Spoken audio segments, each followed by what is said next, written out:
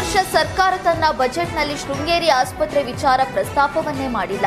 ಇದರಿಂದ ಸಿಟ್ಟಿಗೆದ್ದ ಶೃಂಗೇರಿ ಜನತೆ ರಾಜ್ಯ ಸರ್ಕಾರವನ್ನ ವ್ಯಂಗ್ಯ ಮಾಡಿ ವಿಭಿನ್ನ ಪ್ರತಿಭಟನೆ ನಡೆಸ್ತಾ ಇದ್ದಾರೆ.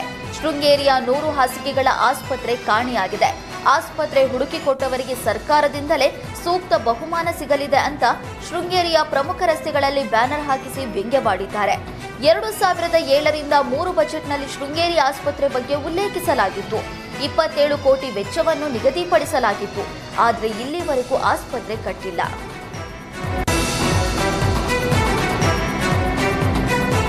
ಬಿಬಿಎಂಪಿ ಆಸ್ತಿ ತೆರಿಗೆ ಹಣ ಕಟ್ಟದೆ ಬಾಕಿ ಉಳಿಸಿಕೊಂಡ ಕಟ್ಟಡ ಮಾಲೀಕರಿಗೆ ಪಾಲಿಕೆ ಶಾಕ್ ನೀಡಿದೆ. ಮಾರ್ಚ್ ಅಂತ್ಯದ ವೇಳೆಗೆ ಬಾಕಿ ಬಿಲ್ ಪಾವತಿಸದೇ ಇದ್ರೆ ದುಪ್ಪಟ್ಟು ತೆರಿಗೆ ಹಣ ಕಟ್ಟಬೇಕಾಗುತ್ತೆ. ಕಳೆದ ವರ್ಷ ಬಾಕಿ ಆಸ್ತಿ ತೆರಿಗೆ ಕಟ್ಟೋದಕ್ಕೆ ಬಿಬಿಎಂಪಿ ಓಟಿಎಸ್ ನೀಡಿತ್ತು. ಓಟಿಎಸ್ ಮೂಲಕ ಬಾಕಿ ತೆರಿಗೆ ಕಟ್ಟಿದ್ರೆ ದಂಡ ಮತ್ತು ಬಡ್ಡಿಯನ್ನ ಮನ್ನಾ ಮಾಡಿತ್ತು. ಆದರೂ ಕೆಲವು ಕಟ್ಟಡ ಮಾಲೀಕರು ಆಸ್ತಿ ತೆರಿಗೆ ಕಟ್ಟದೆ ಬಾಕಿ ಉಳಿಸಿಕೊಂಡಿದ್ದಾರೆ. ಬಿಬಿಎಂಪಿ 2020ರ ಕಾಯ್ದೆ ಜಾರಿಗೆ ತಂದಿರುವ ಪಾಲಿಕೆ ಏಪ್ರಿಲ್ 1ರಿಂದ ದುಪ್ಪಟ್ಟು ತೆರಿಗೆ ದಂಡ ವಸೂಲಿಗೆ ನಿರ್ಧರಿಸಿದೆ.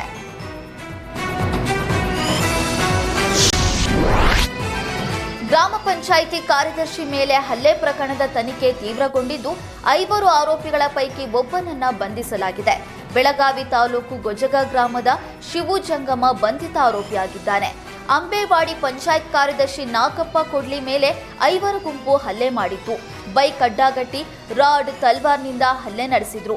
ಈ ಬಗ್ಗೆ ಕಾಕತಿ ಪೊಲೀಸ್ ಠಾಣೆಯಲ್ಲಿ ಪ್ರಕರಣ ದಾಖಲಾಗಿತ್ತು. ಈ ಬೆನ್ನಲ್ಲೇ ಪೊಲೀಸರು ಆರೋಪಿಗಳ ಬೆನ್ನತ್ತಿದ್ದು 5 ಪೈಕಿ ಒಬ್ಬ ಆರೋಪಿಯನ್ನ ಬಂಧಿಸಿದ್ದಾರೆ.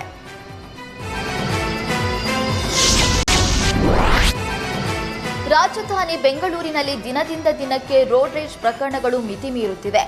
ರಾಂಗ್ ಸೈಡ್ ಬಂದಿದ್ದನ್ನ ಪ್ರಶ್ನೆ ಮಾಡಿದ್ದಕ್ಕೆ ಕಾರು ಚಾಲಕನಿಗೆ ಆಟೋ ಚಾಲಕ ಧಮಕಿ ಹಾಕಿದ್ದಾನೆ. ಬೆಂಗಳೂರು ಸಿಟಿ ಪೊಲೀಸರಿಗೆ ಕಾರು ಚಾಲಕ ದೂರು ನೀಡಿದ್ದು ಆಟೋ ಮತ್ತು ಬೈಕ್ ಸವಾರರು ಧಮಕಿ ಹಾಕಿದ್ರು ಅಂತ ಆರೋಪಿಸಿದ್ದಾನೆ. ಘಟನೆಯ ದೃಶ್ಯ ಕಾರಿನ ಡ್ಯಾಶ್ ಕ್ಯಾಮೆರಾದಲ್ಲಿ ಸೆರೆಯಾಗಿದ್ದು ಎಲ್ಲೆಡೆ ವೈರಲ್ ಆಗಿದೆ. ಮೊನ್ನೆಯಷ್ಟೇ ರಸ್ತೆಯಲ್ಲಿ 2 ಯುವಕರು ದರ್ಪ ಮೆರೆದಿದ್ದ ವಿಡಿಯೋ ವೈರಲ್ ಆಗಿತ್ತು. ಕೆಆರ್ಪುರಂನ ಟಿಸಿ ಪಾಳ್ಯದಲ್ಲಿ ನಡೆದಿದ್ದ ಘಟನೆಯನ್ನ ನೊಂದ ಮಹಿಳೆ ಸಾಮಾಜಿಕ ಜಾಲತಾಣದಲ್ಲಿ ಪೋಸ್ಟ್ ಮಾಡಿದ್ರು. ಈ ಪ್ರಕರಣವನ್ನ ಗಂಭೀರವಾಗಿ ಪರಿಗಣಿಸಿದ ಪೊಲೀಸರು ಪುಂಡರ ಎಡೆಮುರಿ ಕಟ್ಟಿದ್ದಾರೆ.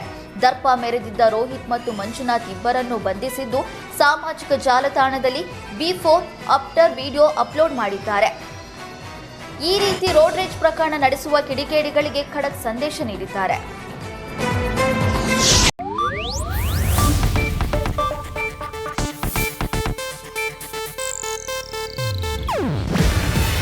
ಇದು ಏಷ್ಯಾನೆಟ್ ನ್ಯೂಸ್ ನೆಟ್ವರ್ಕ್ ಪ್ರಸ್ತುತಿ.